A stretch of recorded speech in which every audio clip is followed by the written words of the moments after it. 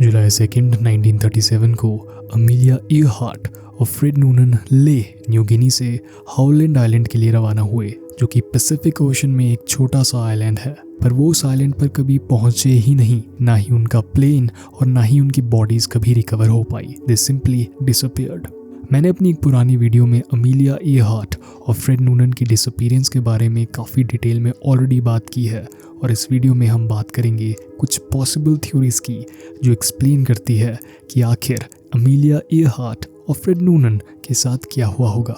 सबसे पहली थ्योरी ये है कि अमीलिया ईयरहार्ट और फ्रेड नूनन को जब हाउलैंड आइलैंड नहीं मिल पाया तो उन्होंने एक दूसरे आइलैंड को लोकेट किया जो भी उन्हें दिखा हो, और फिर वहां पर लैंड किया होगा। The international group for historic aircraft recovery के अकॉर्डिंग ईयरहार्ट ने प्लेन को गार्डनर आइलैंड पर लैंड किया होगा। इस आइलैंड का नाम आज के टाइम पर नीकू मारोरो आइलैंड है, और ये आइलैंड हाउलैंड आइलैंड से लगभग 640 किलोमीटर की दूरी पर साउथ ईस्ट डायरेक्शन में स्थित है। जब यूएस नेवी अमेलिया और उसके प्लेन को ढूंढ रहे थे तो उन्होंने नोटिस किया कि इस आइलैंड पर किसी के होने के साइंस थे, जबकि at that point of time this island was uninhabited, मतलब इस आइलैंड में कोई भी नहीं रहता था। 1937 के आसपास एक ब्रिटिश एक्सपेडिशन वहां पर फिर से गई, पर वहां उन्हें कुछ भी इम्पोर्टेंट नहीं मिला। हाउएवर 1940 में 1940 में वहां स्केलेटल रिमेन्स मिले। वो अमीलिया ईयरहार्ट के नहीं थे और नहीं फ्रेड नूनन के, ऐसा 2018-19 तक माना जा रहा था, क्योंकि इनिशियली जब वो मिले थे तो ऐसा बोला गया कि वो किसी और मेल के थे और फ्रेड नूनन से मैच नहीं कर रहे थे।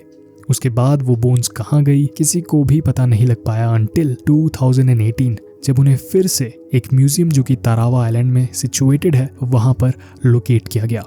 2019 के आसपास फिर से कंट्रोवर्सी शुरू हुई, जिसमें कुछ लोगों ने ये क्लेम किया कि वो रिमेन्स अमीलिया ईयरहार्ट के ही थे। रिचर्ड जैंट्स ने जब बोन्स को मेजर किया तो उनके अकॉर्डिंग वो अमीलिया के ही लग रहे थे on the basis of estimated bond length of Amelia Earhart. The international group for historic aircraft recovery ने नीकू मारोरो पे 1990s, 2000s और 2010 के आसपास काफी ज्यादा एक्सपेडिशन भी भेजे, और इन एक्सपेडिशंस के भेजने पर उन्हें वहां से काफी ज्यादा चीजें भी बरामद हुई। वहां पर उन्हें यूएस ब्यूटी प्रोडक्ट्स, स्किन के प्रोडक्ट्स, एक टूटा हुआ cosmetic mirror, pocket knife, US bottles और बहुत सी ऐसी चीजें मिली जो 1930s के पीरियड की थी। बट ये मत सोचिए कि एक अनइनहैबिटेड आइलैंड में ये सारी चीजें कहाँ से आ गई, क्योंकि तिघार की वेबसाइट पे उन्होंने खुद मेंशन किया है कि मैन मेड ऑब्जेक्ट्स वहाँ पर ढूंढना कोई बड़ी बात या फिर बहुत ज़्यादा मुश्किल चीज़ नहीं है, क्योंकि 1892 में जब आइलैंड को यूके ने क्लेम किया था तब जॉन टी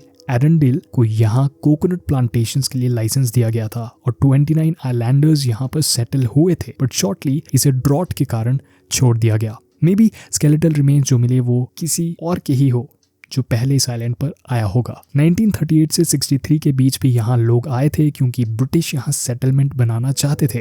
बट सून लोगों को सोलोमन आइलैंड्स पर शिफ्ट कर दिया गया, और 1965 के समय पर यह आइलैंड फिर से अनपॉपुलेटेड हो गया। तिघार को यहाँ एक एयरक्राफ्ट ग्रेड एल्यूमिनियम का टुकड़ा भी मिला जो ईयरहार्ट के प्लेन से मैच कर रहा था according to them. Regarding the bone remains, उन्हें 2019 में डीएनए टेस्टिंग के लिए भी भेजा गया, बट अभी तक उसका जो रिजल्ट है वो सामने नहीं आया है।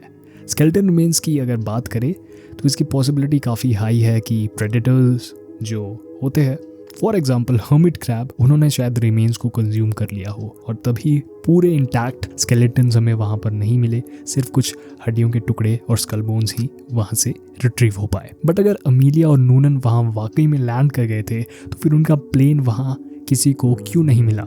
I mean, ये बहुत बड़ा आइलैंड तो नहीं है कि प्लेन को ढूंढना बहुत मुश्किल होगा, और इस आइलैंड के आसपास भी जब पानी के अंदर सर्च की गई थी तब भी वहाँ कोई एयरक्राफ्ट के साइंस नहीं मिले। तिघार को किसी एयरक्राफ्ट से रिलेटेड काफ़ी ज़्यादा चीज़ें यहाँ ज़रूर मिल रही थी। फॉर एग्जांपल एक नेविगेटर्स बुक केस, एल्यूमिनियम की शीट जिस पर रेड पेंट था, एल्यूमिनियम के टुकड़े, एयरक्राफ्ट की skin, heat shield, aluminium comb, riveted assembly, channel section, cables, plexiglass, aircraft safety wire, काफ़ी ज़्यादा चीज़ें, एज वेल एज कुछ दूसरी चीज़ें भी थी जैसे टूटा हुआ thermometer, metal cap, shoe parts etcetera. Basically majority of these objects एक प्लेन से ज़रूर संबंधित थे, पर वो क्या लॉकहीड ही था ये अभी तक एस्टैब्लिश नहीं हो पाया है। काफ़ी ज़्यादा कंपोनेंट्स ऐसे लग रहे थे कि शायद B-24 बॉम्बर एयरक्राफ्ट के हो, और क्योंकि वो पीरियड काफ़ी टर्बुलेंट था, वॉर्स चल रही थी, हमें पता है कि पहले वर्ल्ड वॉर 1 हुआ था, फिर उसी टाइम पीरियड में आगे चलकर 1930s के एंड में 40s के स्टार्टिंग में वर्ल्ड वॉर 2 भी हो रहा था। तो B-24 के पार्ट्स वहाँ पर होना कोई बहुत ज़्यादा शॉकिंग नहीं है, बट हाँ, लॉकहीड के साथ बहुत स्ट्रॉन्ग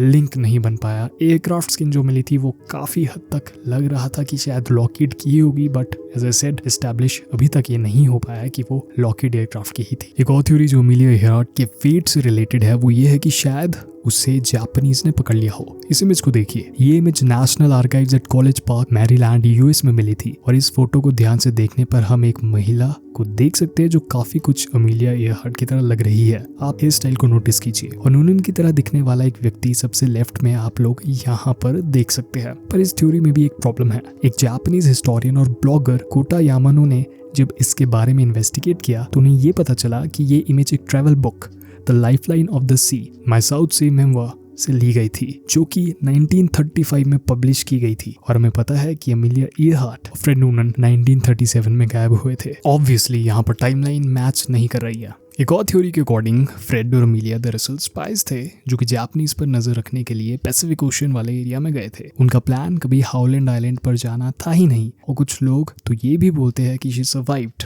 और अमेलिया और नूनन ने अपनी आइडेंटिटी चेंज कर ली थी ताकि उन्हें कोई रिकॉग्नाइज या पहचान ना पाए। ये स्पाई और अलग आइडेंटिटी वाली थ्योरी मुझे पर्सनली वीक थ्योरीज लगती है, और ना जाने कितनी और थ्योरीज अमेलिया इयरहार्ट की डिसअपीयरेंस से रिलेटेड है। But this is what I think actually happened, और मुझे लगता है कि शायद आप भी मुझसे अग्री करेंगे। हम सब जानते हैं कि आज के टाइम और 1930s 40s के टाइम में बहुत ज्यादा अंतर है।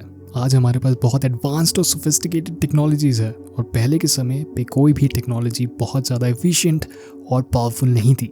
अमेलिया इयरहार्ट और फ्रेड नूनन के लॉकहीड इलेक्ट्रा 10E का फ्यूल जब बहुत लो हो गया तब उन्हें ये रियलाइज़ हो गया होगा कि देयर डेथ इज़ इनएविटेबल।